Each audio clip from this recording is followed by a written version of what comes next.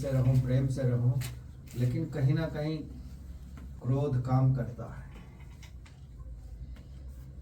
क्योंकि जो लोग वायदा करते हैं उस वायदे को खड़े नहीं उतरते, भूल जाते हैं। लेकिन परमेश्वर ने जो हमें क्या दिया है, मेल मिलाप की सेविकाई दी है। इस साल का जो मेरा है वो है यशा 43:4। कोई पढ़े?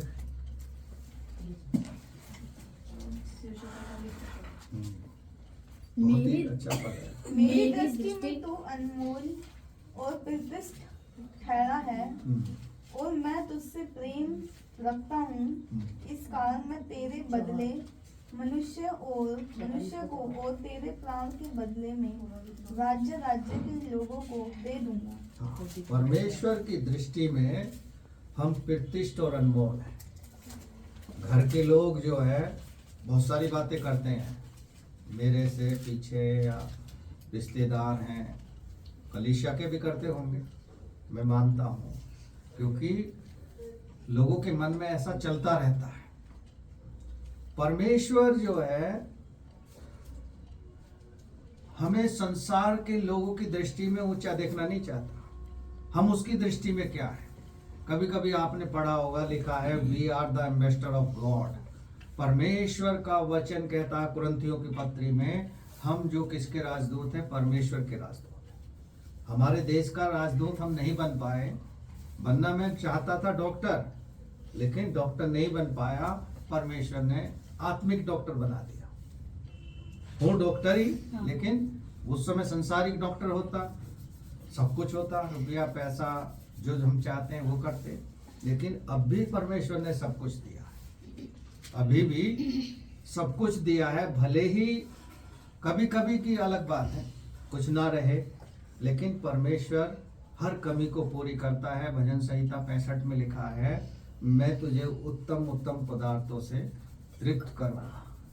मैं मन में सोचता हूँ ये चाहिए, वो मुझे परमेश्वर लाके दे देता है अपने आप। तो कहीं ना कहीं से परमेश्वर इंतजाम भी करता है और रास्ते भी खोलता है, और परमेश्वर अपना अनुग्रह बनाए रखता है। क्योंकि संसार के लोगों की मैं चिंता नहीं करता, कोई कुछ भी कहे। मैं प्रीचिंग में जब जाता हूँ, गाँवों में घूमता हूँ, तो लोग गाली भी देते हैं, लेकिन यीशु मसीह ने भी ये चीज़ें सही हैं। यीशु मसीह ने भी ये चीज़ें सही हैं। लोग उसको भी सताते थे, और लोग उसे भी कुछ ना कुछ बोलते रहते थे, हमें भी बोलते हैं। हमारे नाम अलग हैं, ये दुआ करने वाले आ गए, ये ईसाई बनाने वाले आ गए, ये धर्म परिवर्तन करने वाले आ गए। तो लोग कई नामों से संबोधन करते हैं, लेकिन हमें ये बात महत्व रखती है कि परमेश्वर की दृष्टि कैसी है हमारे लिए। यदि उसने हमें अनमोल बहुमूल्य समझ लिया है, जिसका कोई मूल्य नहीं है, तो ये हमारे लिए बड़ी बात है। क्योंकि हम मनुष्यों को प्रसन्न नहीं कर सकते। आपके परिवार में 10 लोग हैं, हम 5 भाई हैं, 5 भाइयों को मैं संतुष्ट नहीं कर सकता, और उनकी पत्नियों को तो बिल्कुल नहीं कर सकता, क्योंकि सबके दिमाग अलग है। और बच्चे तो और भी हैं। बच्चे कहते हैं कि अरे आपके पास तो टाइम ही नहीं है किसी से मिलने, क्योंकि परमेश्वर ने उनसे अलग कर दिया। रिश्ते तो बने रहेंगे, लेकिन महत्व ये रखता है कि हम परमेश्वर को महत्व देते हैं या रिश्तों को देते हैं। बहुत सारे लोगों को जब मैं गवाहियां देखता हूं और देखता हूं, चलिए परमेश्वर के वचन में चलेंगे। मेरे साथ रोमियो 4 अध्याय को निकालें।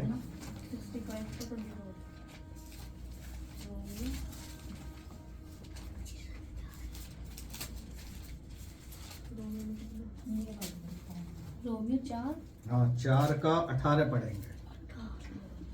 उसने निराशा में भी आशा रखकर विश्वास किया, इसलिए कि उस वचन के अनुसार जो कहा गया था, तेरा वंश ऐसा होगा, वह बहुत सी जातियों का पिता है। बस आइए आंखें बंद करेंगे, प्रार्थना करेंगे। 26 के नए वर्ष के पहले दिन के लिए प्यारे पिता, हम भले ही संख्या में कम है, लेकिन तेरी दया और अनुग्रह के लिए धन्यवाद करते हैं कि पिता आपने हमें संसार की भीड़ में से चुना, और आप अपने वचन के द्वारा पूरे वर्ष हमें गाइड करेंगे। टीच करेंगे, लीड करेंगे प्रभु। इस वचन के द्वारा केवल हम आपकी महिमा करने पाए। तो सहायता कर, जब इस वचन को सीखने जाने प्रभु, तेरा पवित्र आत्मा हमें गाइड करे, टीच करे, लीड करे, एडवाइज करे, सहायता करे कि हम इस वचन को सीखें, सिखाएं और आपकी महिमा करें। जितने भाई बहन यहाँ बैठे हैं इस ठंड के मौसम में, तो हमारी सहायता कर कि आने वाले दिनों में हमारे द्वारा बहुत से चेले तैयार हों, बहुत सी भाई बहन तेरी महिमा करने वाले बन सकें प्रभु। अब तक संभाला है आराधना को, आगे भी आप ही संभालेंगे। प्रार्थना को सुना है, धन्यवाद। यीशु प्रभु के नाम से मांगते हैं, आमीन। हालेलुया। हालेलुया। हमारा विषय है लिविंग होप। इंग्लिश में कहते हैं लिविंग होप और हिंदी में कहते हैं एक जीवित आशा।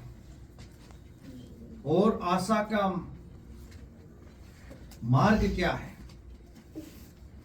हमारा जो विश्वास है जीवित परमेश्वर पर है, और उसने आशा दी है कि मैं तुम्हें अनंत जीवन में लेकर चलूंगा। और बहुत सारी जगह हम पढ़ते हैं, तो आज ही मेरे साथ स्वर्ग लोक में होगा। जो डाकू को यीशु मसीह के साथ क्रूस पर चढ़ाया जा रहा था, उसने कुछ समय के लिए पश्चाताप किया और प्रभु यीशु मसीह ने उसे अधिकार दिया, कहा कि तू आज ही मेरे साथ कहाँ होगा? स्वर्ग लोक में होगा। हालेलुया। हालेलुया। एक उस डाकू के लिए एक आशा थी, हमारे और आपके लिए उससे कहीं बढ़कर आशा है, क्योंकि हम उसके भय में, उसकी अधीनता में, उसकी आज्ञाओं में चलते हैं। और जैसे वो जीवित है, स्वर्ग में है, हमें और आपको भी लेकर जाएगा। लेकिन कब? अधिकार सबको दिया है उसने। प्रकाशित वाक्य आप पढ़ेंगे तो लिखा है, जिनके नाम जीवन की पुस्तक में नहीं है उनको वो निकाल के नरक में डालेगा, और जिनके हैं उनसे कहेगा मेरे पिता के प्रिय संतानों आ जाओ मेरे साथ। लेकिन हमें आशा है। एक बार फिर से पढ़ेंगे और इसको सीखेंगे क्या कहता परमेश्वर। उसने निराशा में भी आशा रखकर विश्वास किया। हाँ, निराशा में भी आशा रखकर जब हम विश्वास करते हैं। बहुत सारी चीजें ऐसी हैं हमारे जीवन में जब हमें लगता है कि ये नहीं हो पाएगा, लेकिन परमेश्वर एक द्वार खोलता है। प्रकाशित वाक्य में लिखा है, जब सारे द्वार बंद हो जाएं तो परमेश्वर एक द्वार को खोलता है। वो आशा का द्वार है। यहां पौलुस कह रहा है, मैंने निराशा में भी आशा रखकर विश्वास किया। हमें और आपको जब कठिन समय हो, कठिन परिस्थिति हो और लगता हो कि कुछ नहीं होने का, तब हम यीशु मसीह पर विश्वास करके उसकी ओर अपनी दृष्टि लगाएं। और भजन संहिता 34 में लिखा है, जितनों ने यहोवा परमेश्वर की ओर दृष्टि की है उनका मुख कभी काला न होने पाया है। हम विश्वास तो करें, भले ही निराश है, भले ही हम सताए जा रहे हैं, भले ही हमारे पास धन दौलत नहीं है, भले ही हमारे पास संपत्ति नहीं है, लेकिन हमें एक जीवित आशा है जो उन दौलत वालों के पास नहीं है। आज देख रहे हैं कि कैसे गरीबी में लोग जी रहे हैं, क्योंकि ऐसे लोग शासन कर रहे हैं जिनका कोई वजूद नहीं, जिनके पास बुद्धि नाम की कोई चीज नहीं। लेकिन ये किस लिए हो रहा? क्योंकि बाइबल में लिखा है। यहां भी परमेश्वर का वचन कह रहा है, मैंने निराशा में भी आशा रखकर विश्वास किया। आगे पढ़ें। इसीलिए कि उस वचन के अनुसार कि तेरा वंश ऐसा होगा, वह बहुत सी जातियों का पिता हो। तेरा वंश ऐसा होगा, बहुत सी जातियों का पिता होगा। जब अब्राहम को परमेश्वर ने बुलाया था कि अपने घराने को छोड़ दे और जहां मैं तुझे लेकर जा रहा हूं वो कनान देश में तुझे दूंगा, उस देश में मैं तुझे लेकर जा रहा हूं, उसने विश्वास रखा। उसको भी निराशा थी,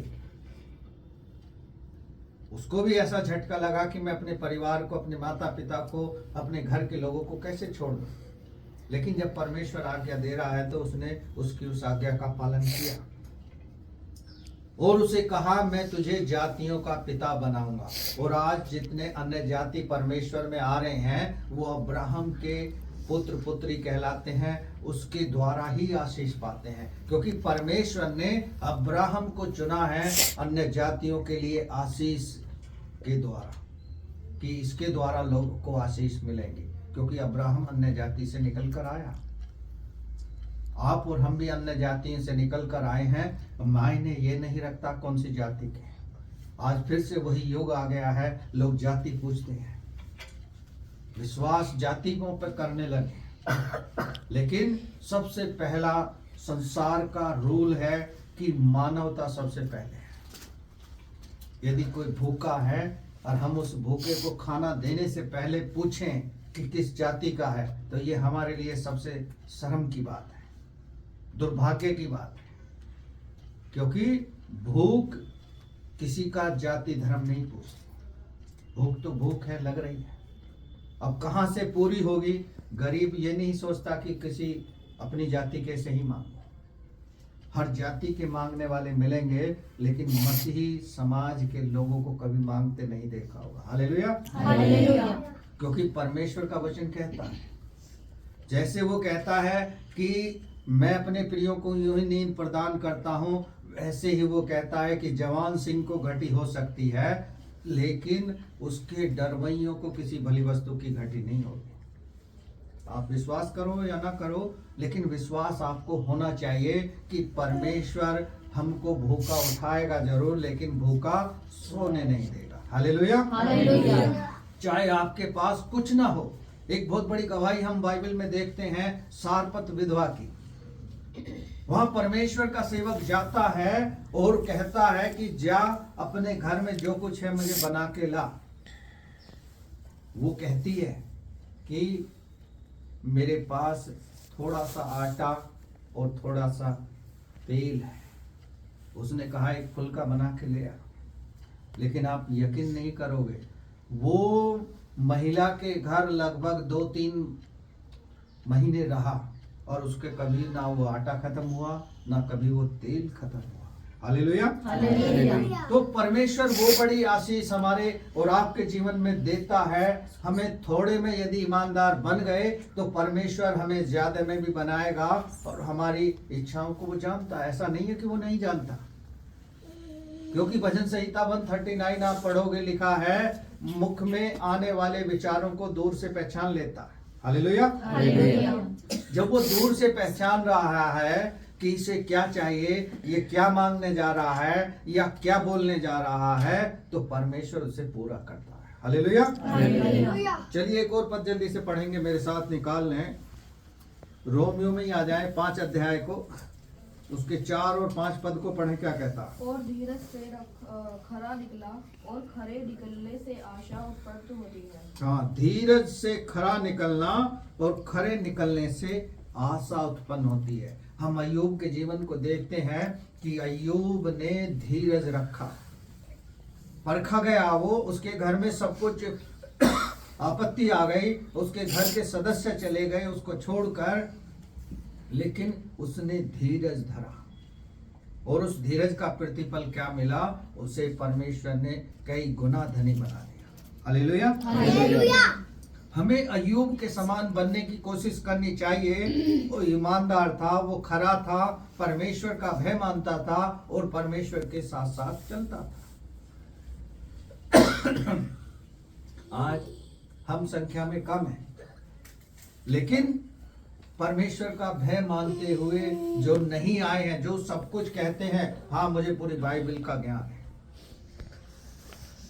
जैसे खाना बन रहा था ना पिछले वर्ष, उससे कई वर्ष पहले बन रहा था यहाँ, तो एक लड़की कह रही थी ना, इतनी देर में तो मैं 15-20 निकाल दूंगी या 10-12 निकाल दूंगी।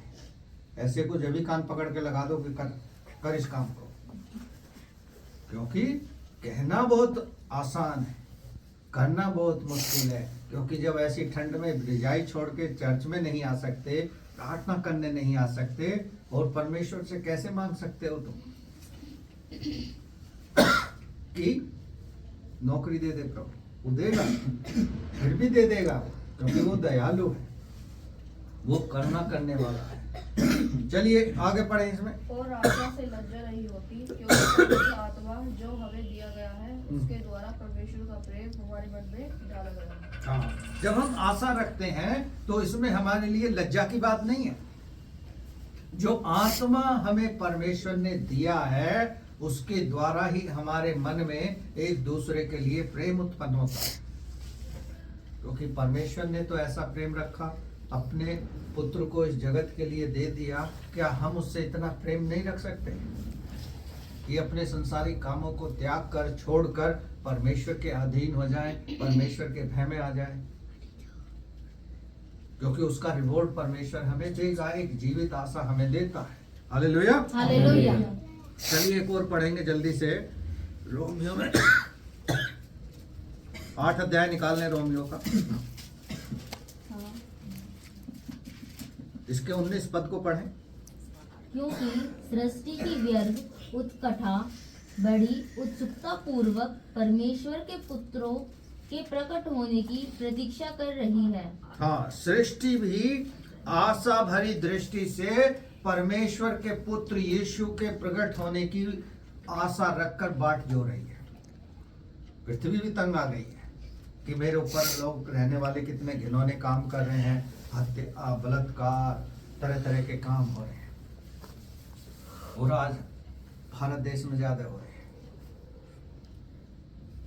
क्योंकि हत्या, बलात्कार, घिनौने काम आप नीति वचन में पढ़ लो। जब हाकिम झूठ की ओर कान लगा लगे और झूठ पर उसकी प्रजा दुष्ट हो जाती है, ये नीति वचन में राजा सुलेमान कहता है। जब हाकिम गलत काम करने लगे तो उसका शासन छीन लिया जाता है, परमेश्वर किसी और को दे देता है। इजरायली 470 साल गुलाम बनकर रहे, लेकिन परमेश्वर ने जब उन्हें आजादी दी तब भी उन्होंने वही चीज, गुलामी को ही पुकारा।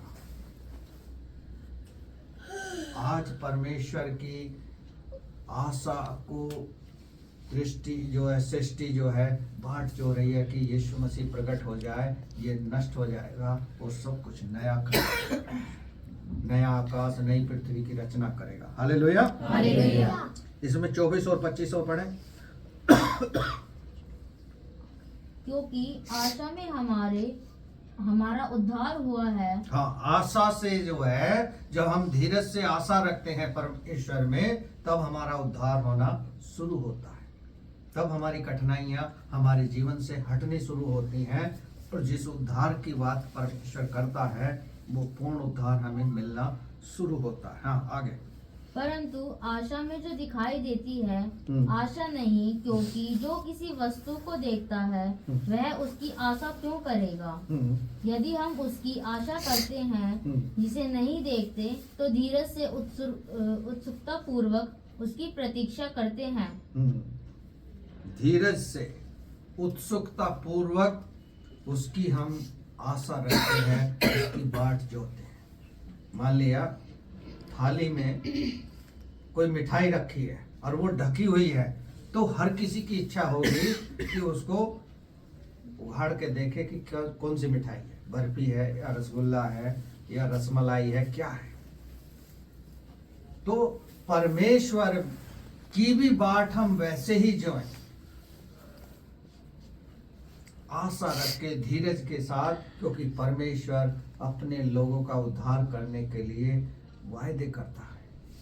यदि लोग उसकी इच्छा के अनुसार अपने जीवन को जिए, तो परमेश्वर वो हर एक चीज हमें देगा जिसकी हमें आवश्यकता है। Hallelujah, hallelujah.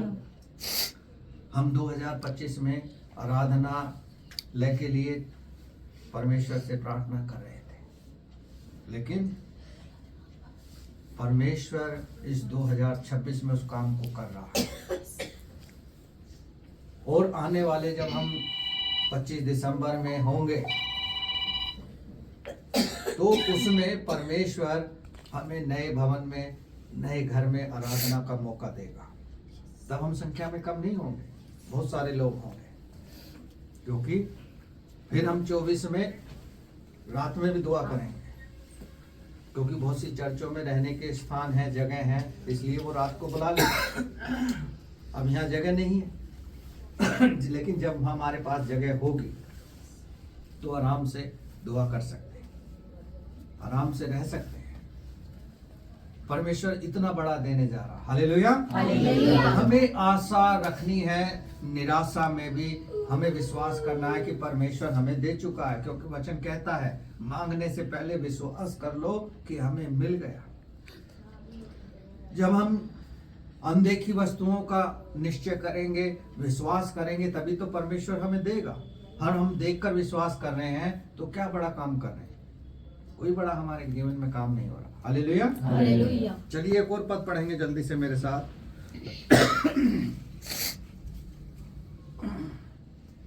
रोमियो में आ जाएंगे, 15 अध्याय निकालेंगे इसका। 4 पद को पढ़ें, क्या कहता है जितनी परमेश्वर। बातें पहले से लिखी गई वे हमारी ही शिक्षा के लिए लिखी गई हैं। हाँ, जितनी भी बातें हम सुन रहे हैं, पढ़ रहे हैं परमेश्वर के वचन में, वो हमें शिक्षा देने के लिए लिखी गई हैं। हाँ, आगे। कि हम धीरज और पवित्र शास्त्र से प्रोत्साहन द्वारा आशा रखें। हाँ, पवित्र शास्त्र के द्वारा जो हमें धीरज का श्वासन मिला है उसकी हम आशा रखें। आगे। धीरज और शांति का दाता परमेश्वर तुम्हें यह वरदान दे कि मसीह यीशु के अनुसार आपस में एक मन रहो। हाँ, एक मन रहो। पूरी कलीसिया हमारी एक मन नहीं होती है, किसी का कहीं मन होता, किसी का कहीं मन होता, अपने मन से ही सोचने लगते हैं। परमेश्वर चाहता है कि एक मन रहे, एक मनसा रखें। इसी में एक और पद पढ़ेंगे, जल्दी से मेरे साथ निकालें इसका। 12 और 13 पढ़ें। और फिर यशायाह कहता है, यीशु को एक जल प्रकट होगी और अन्य जाति का हाकिम होने के लिए एक उठेगा।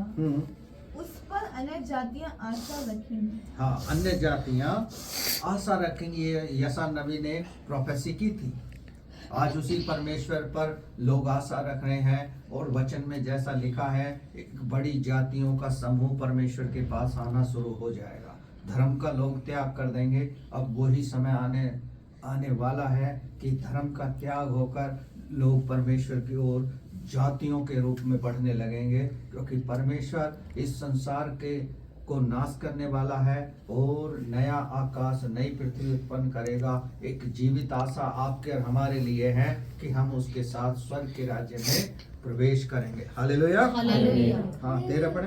परमेश्वर जो आशा का दाता है, तुम्हें विश्वास करने में सब प्रकार के आनंद और शांति से परिपूर्ण करे कि पवित्र आत्मा की सामर्थ्य से तुम्हारी आशा बढ़ती जाए। हाँ, तुम्हारी आशा बढ़ती जाए। पवित्र आत्मा जब हमारे अंदर एक्टिव रहेगा, कार्य करता रहेगा, वो कब एक्टिव होगा? जब हम प्रार्थना करेंगे, वचन को पढ़ेंगे, संगति में रहेंगे, उसकी अधीनता में चलेंगे और प्रार्थना का अपना समय, अपना दायरा बढ़ा, ताकि परमेश्वर आपसे खुल के बात कर सके और अपनी योजना को आपके जीवन में प्रकट कर सके। हालेलुया। हालेलुया। चलिए एक और पढ़ेंगे जल्दी से, कुरिन्थियों में आ जाएंगे। हाँ, पहला कुरिन्थियों 13 अध्याय।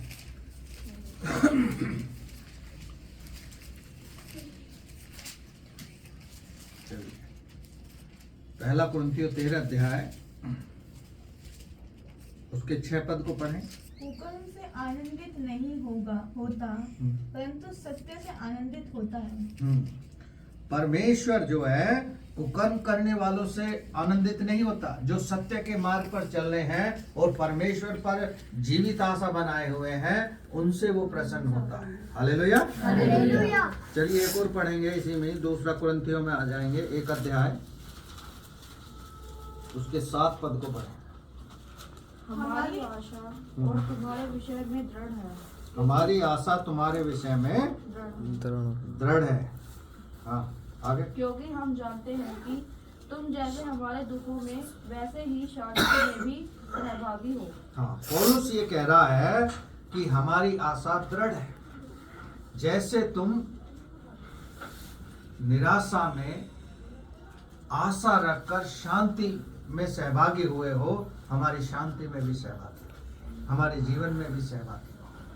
हम पर विश्वास बनाए रखो, क्योंकि परमेश्वर हमारी आशा को बढ़ाएगा, हमारी आशा को आनंद में बदलेगा। हालेलुया। हालेलुया। चलिए एक और पद जल्दी से पढ़ेंगे मेरे साथ। 5 अध्याय निकालेंगे इसी में। 11 पद को पढ़ें, क्या कहता है? इसलिए प्रभु का भय मानकर हम लोगों को समझाते हैं, परंतु परमेश्वर पर हमारा हाल प्रकट है। हाँ। और मेरी आशा यह है कि तुम्हारे विवेक पर भी प्रकट हुआ होगा। इसलिए प्रभु का भय मानकर हम लोगों को समझाते हैं, परंतु परमेश्वर पर हमारा हाल प्रकट है और मेरी आशा है। परमेश्वर हमारा हाल जानता है कि हमारे अंदर से कैसे हमारी हालात है, कैसी परिस्थिति है, कैसा हम जीवन जी रहे हैं, उसको परमेश्वर जानता है। एक बार फिर से पढ़ें और अच्छे से समझेंगे। इसीलिए प्रभु का भय मानकर इसीलिए प्रभु का भय मानकर हम लोगों को समझाते हैं, हम लोगों को समझाते हैं, परंतु परमेश्वर पर हमारा हाल प्रकट है। हाँ, और मेरी आशा यह है कि तुम्हारे विवेक पर भी प्रकट हुआ होगा। हाँ, विवेक हमारा परमेश्वर शुद्ध कर देगा। जो अशुद्धता से भरा है, सोच विचारों से बदलता रहता है, कभी अशुद्ध विचार आते हैं, कभी अशुद्धता आती है, कभी हम कुछ सोचते हैं, अभी यहाँ बैठे हैं, कहीं मन और कहीं चल रहा है। तो परमेश्वर ऐसी चीजों से हमें आशा उत्पन्न करता है कि हम उनको छोड़कर उसके साथ आगे बढ़ें। हालेलुया। हालेलुया। आइए एक और पद जल्दी से पढ़ेंगे इसमें ही। 8 अध्याय के 5 पद को पढ़ें। और जैसी हमने आशा की थी वैसी ही नहीं, वरन उन्होंने प्रभु को फिर परमेश्वर की इच्छा से हमको भी अपने आप को दे दिया। हाँ, जैसा हमने आशा की थी वैसी ही नहीं, वरन उससे बढ़कर परमेश्वर ने अपनी इच्छा के अनुसार अपने पुत्र को हमारे और आपके पापों के लिए उद्धार देने के लिए, जीवन देने के लिए क्रूस पर बलिदान कर दिया, अपने आप को दे दिया। हम और आप क्या दे सकते हैं? कुछ नहीं दे सकते, क्योंकि परमेश्वर ही हमें सब कुछ देने वाला है। हालेलुया। हालेलुया। आइए एक और पद पढ़ेंगे, उसके बाद समाप्त करेंगे। मेरे साथ एक और निकाल लें। भजन संहिता में आ जाएं। 119 भजन संहिता 119 निकालें।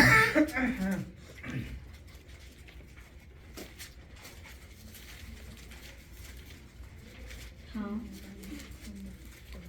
119 का 116 पद पढ़ें। 116 तू अपने वचन के अनुसार मुझे संभाल कि मैं जीवित रहूं, और मेरी आशा के कारण मुझ में लज्जित न होने दे। मुझे लज्जित न होने दे।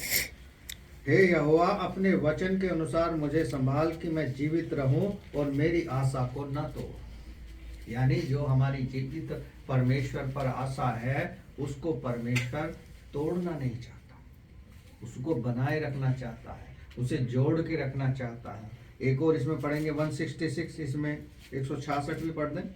क्या कहता है? हे यहोवा, मैं तुझसे उद्धार पाने की आशा रखता हूँ और तेरी आज्ञाओं पर चलता आया हूँ। हाँ, उद्धार पाने की आशा राजा दाऊद रखता है और कहता है कि मैं तेरी आज्ञाओं पर चलता आया हूँ। आप और हमको भी उसकी आज्ञाओं पर चलना चाहिए। हमें जीवित आशा है कि परमेश्वर हमें अनंत जीवन देना चाहता है, हमें उद्धार देना चाहता है, हमें विश्वास का जीवन देना चाहता है, ताकि हम उसमें आशीषित हो सकें। हालेलुया। हालेलुया। परमेश्वर का धन्यवाद।